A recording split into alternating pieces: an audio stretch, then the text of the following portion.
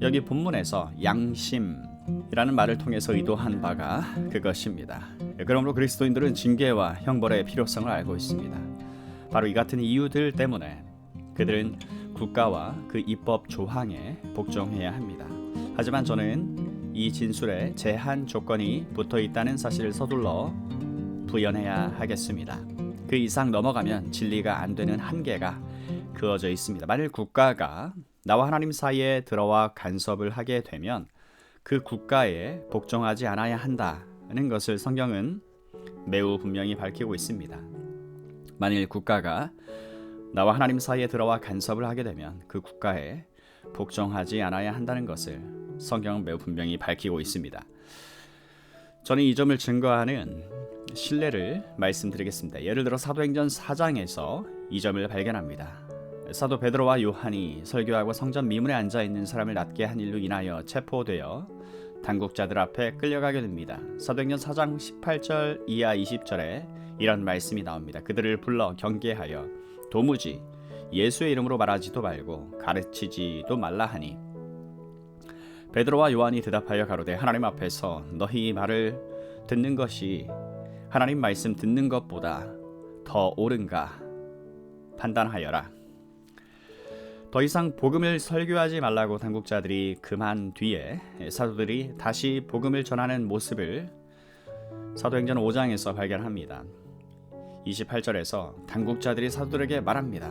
우리가 이 이름으로 사람을 가르치지 말라고 엄금하였으되 너희가 너희 교를 예루살렘에 가득하게 하니 이 사람의 피를 우리에게 돌리고자 함이로다. 이 말을 들은 베드로와 다른 사도들이 이렇게 대꾸합니다. 사람보다 하나님을 순종하는 것이 마땅하니라. 언뜻 보면 이 경우가 사도 바울이 로마서 13장 1절에서 각 사람은 위에 있는 권세들에게 굴복하라고 말한 것과 서로 부합되지 않는다고 생각할 수 있습니다. 그러나 단서가 붙어 있는 것입니다. 위에 있는 권세들을 하나님께서 허락하신 것은 하나님의 뜻을 이행하도록 하기 위함입니다. 그런데 그들이 그 뜻을 저버리려고 애를 쓰든지 아니면 사람들로 하여금 하나님의 뜻을 이행하여 지키지 못하게 한다면 그 사람들은 그런 이들에게 마땅히 이렇게 말할 권리가 있습니다. 우리가 사람보다 하나님을 순종하는 것이 마땅하다.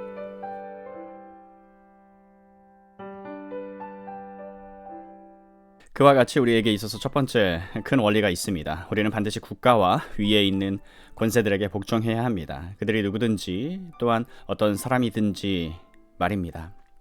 하지만 제가 제시한 제한 조건들 안에서 그러합니다. 두 번째 원리는 그리스도인들로서 우리가 국가와 그 법의 보호를 받을 권리를 주장하는 것은 옳다는 것입니다. 그리스도인들로서 우리가 국가와 그 법의 보호를 받을 권리를 주장하는 것은 옳다. 그렇게 하지 않는 것이 영성의 표지로 생각하는 사람들이 있습니다. 그들은 국가에 대해서 어떤 상관도 하지 않습니다. 국가의 보호를 받을 권리를 주장할 꿈도 꾸지 않습니다.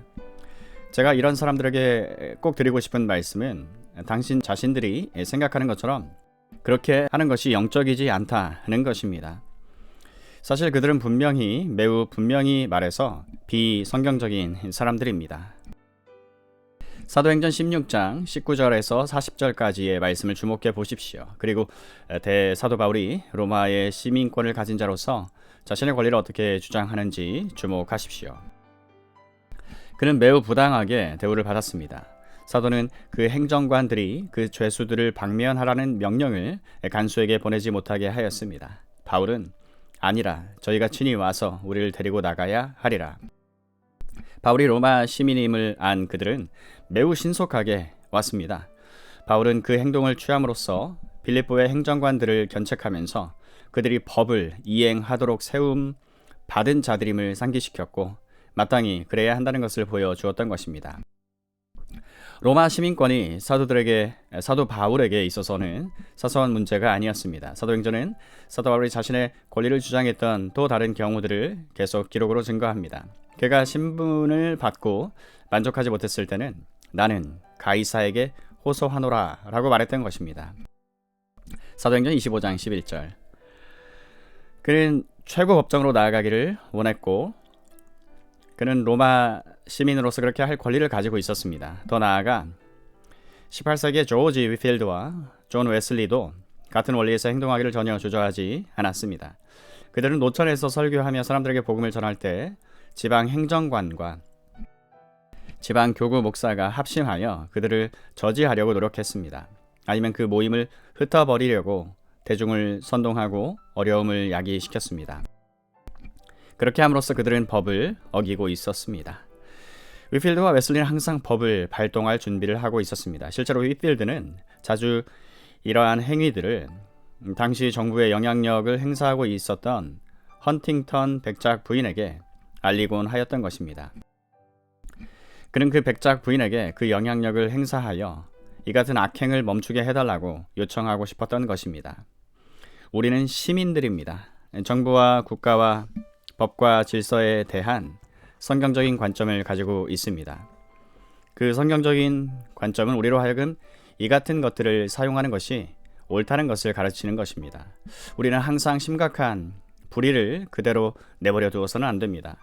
우리는 법을 발동할 권리를 가지고 있습니다. 그 법의 이행을 주장할 권한을 가지고 있습니다. 그러나 셋째로 그리스도인들은 국가나 그 어떤 형태의 국가를 자랑해서는 안 됩니다. 이 문제는 제3 중요합니다. 사람들이 이 두 극단 가운데 하나에 빠지곤 하였던 사실 때문에 기독교 신앙과 교회가 막대한 피해를 입었습니다. 한때 교회는 자주 위에 있는 권세들 편에 너무 붙어 있다는 인상을 주기도 하였습니다.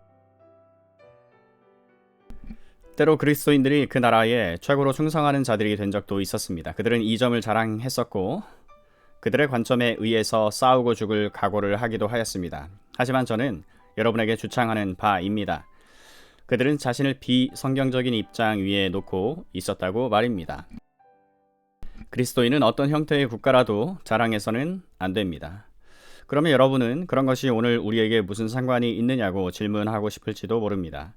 우리와 대단히 큰 상관이 있습니다. 가장 열렬하게 국가를 떠받들어 충성하였던 사람들 중에 복음적인 그리스도인들을 만나본 적이 있습니다.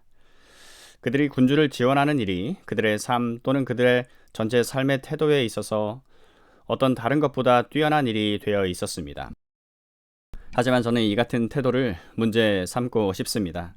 이런 식의 충성에는 일종의 신비가 있습니다. 어떤 사람도 그것이 세상에 속한 사람들의 매력을 끌고 있다는 점을 이해할 수 있습니다. 하지만 그리스도인의 경우에는 결코 그러한 일이 일어나서는 안 됩니다.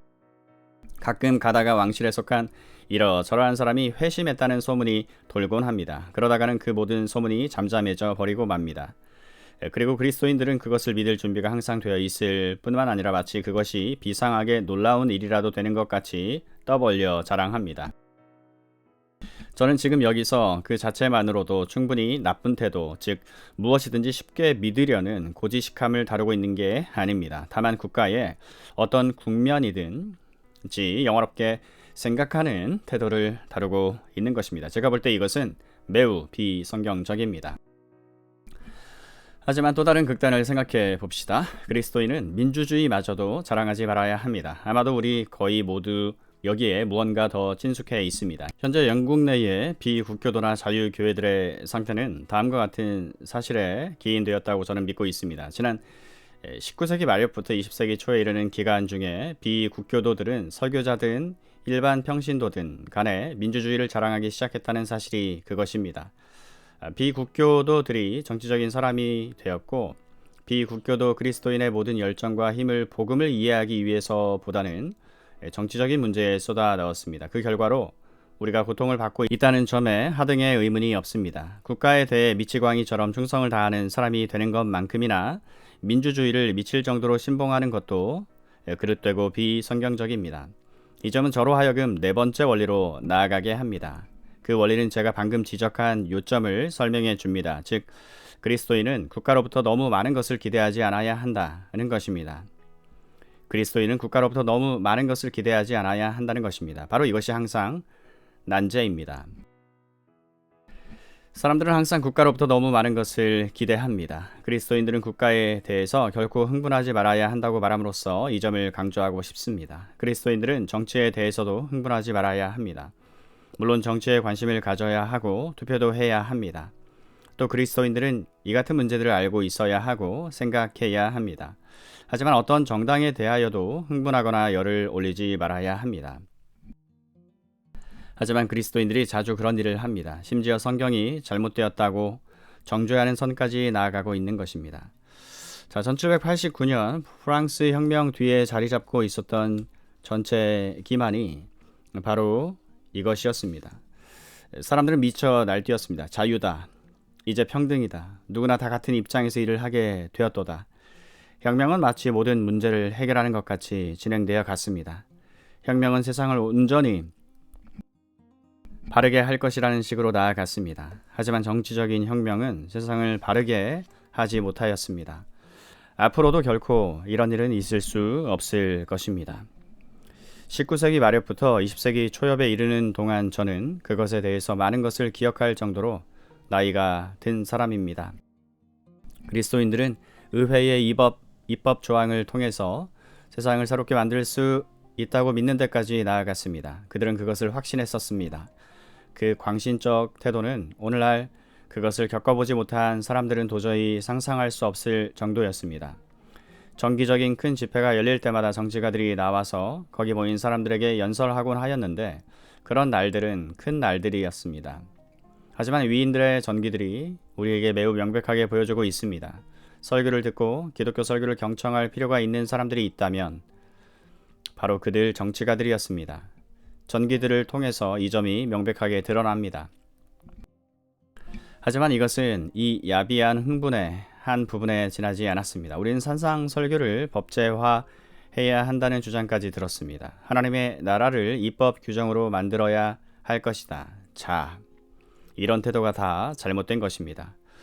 국가는 이런 일을 할 수 없습니다. 국가의 임무가 주로 소극적인 것이기 때문에 국가로부터 너무 많은 것을 기대하지 말아야 합니다.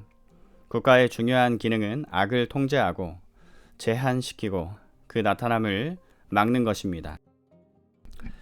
국가가 군주주의든 민주주의든 과두정치든 아니면 백성들이 선택한 그 어떤 다른 형태의 국가이든 간에 적극적인 선을 행하는 데 있어서는 매우 미약합니다. 그래서 사람들이 국가야말로 그런 적극적인 선을 행할 수 있다고 믿을 때에 고통 속으로 스스로 들어가는 셈입니다. 국가에 대한 그리스도인의 태도라는 전체 문제를 다루면서 제가 말씀드릴 마지막 원리는 이것입니다. 여러분의 국가관이 어떠하든 그것이 다른 그리스도인들과의 관계에 영향을 미치지 못하게 해야 한다는 것입니다. 만일 국가에 대한 여러분의 관심, 여러분의 관점, 여러분의 대응이 여러분과 다른 그리스도인들 사이에 끼어들어 금이 가게 한다면 여러분은 거짓되고 그릇된 입장에 서 있는 것입니다. 매우 자주 정말 부끄럽게도 그리스도인들이 정치 문제에 대해서 서로 다투기도 하였습니다. 정말 그것은 더 용납될 수 없는 일입니다. 그리스도인들 사이에 이 같은 불일치가 나타나는 것은 국가가 성취할 수 있는 것에 대한 거짓된 관점 때문입니다. 그렇지 않다면 그리스도인 중 어느 누구라도 그렇게 열을 내지 않을 것입니다. 저는 교회들이 정치적인 이슈들 때문에 나뉜 것을 알고 있습니다. 정치적으로 다른 관점을 가지고 있기 때문에 서로 간에 말도 하지 않는 그리스도인들이 있다는 것을 알고 있습니다. 정말 이런 일은 생각할 수조차 없어야 합니다. 그런데 이런 일이 자주 일어났습니다. 이것은 로마서 13장의 이 크고 중요한 대목의 가르침을 이해하지 못한 데 기인하는 것입니다. 여러 다른 의견들을 가지는 것은 매우 좋습니다. 제가 이미 그 점을 지적하였습니다. 선한 그리스도인들이 어떤 정당에 들어간다 할지라도 잘못된 것은 아닙니다. 그러나 그리스도인들은 자기들이 가진 정치적인 관점 때문에 다른 그리스도인들과의 교제를 망치지 말아야 합니다. 저는 이 모든 것을 다음과 같은 방식으로 요약하고 싶습니다. 우리가 그리스도인들로서 국가에 대해 가지는 관계는 고작해야 잠시뿐임을 기억해야 한다는 것입니다. 우리의 지위는 이것입니다. 우리의 시민권은 하늘에 있는지라. 빌립보서 3장 20절 말씀. 우리의 시민권은 하늘에 있는지라. 자, 저는 여러분이 그 대목을 그러나 나는 국가와 아무 상관이 없다고 말하는 식으로 해석하지 말라고 경고한 바 있습니다. 그런 해석은 잘못된 것입니다. 그럼에도 불구하고 우리가 가지는 근본적인 입장은 우리는 하늘에 속한 사람들이라는 것입니다. 그 하늘이 우리의 수도입니다. 우리는 바로 여기에서 나그네로 있습니다. 우리는 본향을 떠나 있는 사람들입니다.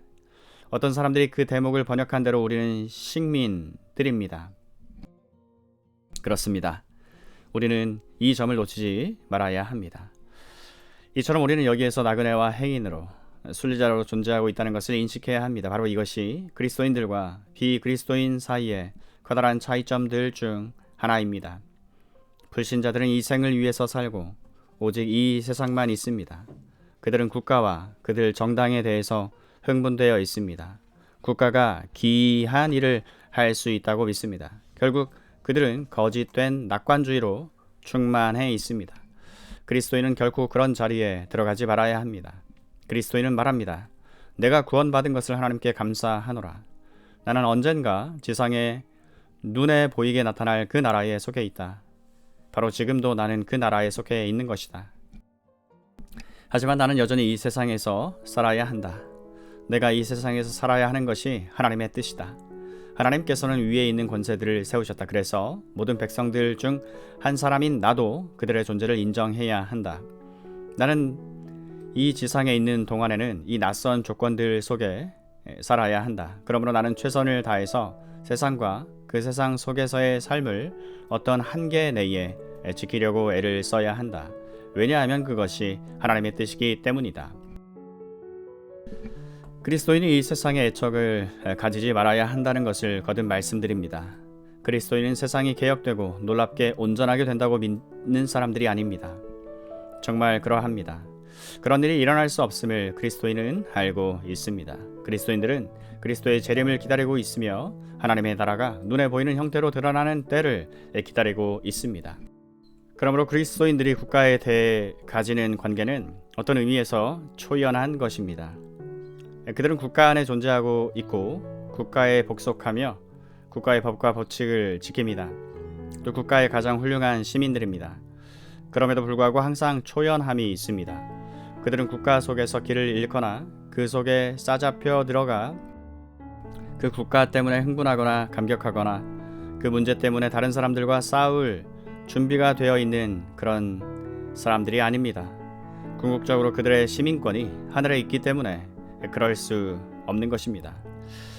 자, 이같이 여러분이 이 대목을 연구함으로 필연적으로 도달할 수 있는 결론들이 이것들이라고 저는 생각합니다.